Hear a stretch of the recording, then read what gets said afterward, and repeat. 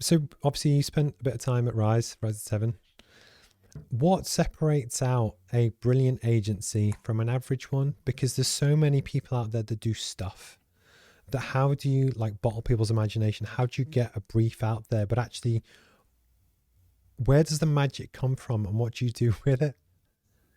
Yeah, I think there's a few different things. I like agencies who say what they who do what they say. So if you're a specialist in a particular area, if you're a specialist in sport, or you're B2B or you're B2C or you're e-commerce focused, like you've got to do something that makes you that, and you've got to kind of practice what you preach. If you're Mm-hmm. fast, be fast, all that sort of stuff. So I think that makes a good agency. I think there's a lot in um, sort of getting value in the team that the client pays for at the end of the day. So if they're investing £6,000 a month, are they getting the value from those people who work on that account? Mm-hmm. That is a real basic way of trying to understand whether that you're going to keep clients, basically. And I think that's a good way of looking at it.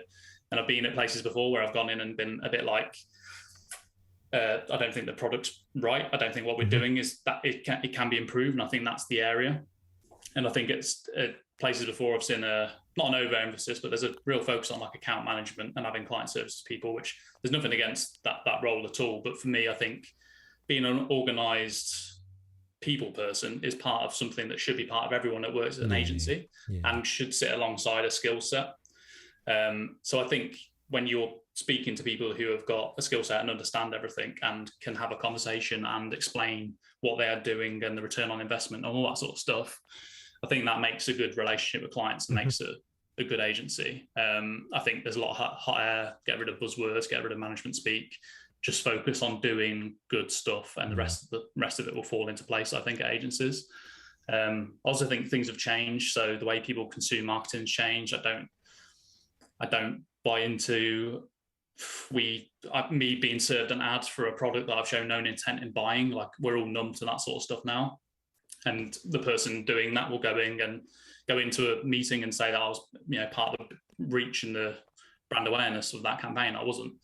Whereas real brand awareness is creating stories that are shareable and talked about, and sometimes can change something as well. So I think the shift in the way people are consuming content and the agencies that are on top of that, Rise are a great example. That for me makes a big difference. Because I think for me as well, it's if I hire Steve or Luke or James or whoever, you want that person to do the work, but it's the trust.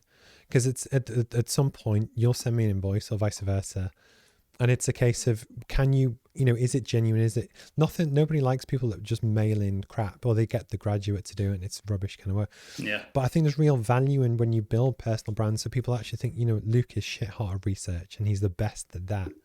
And actually, if that's what we need, we want to hire him. But actually, if it's not, we'll hire Rachel, we'll hire someone else. And it's really interesting.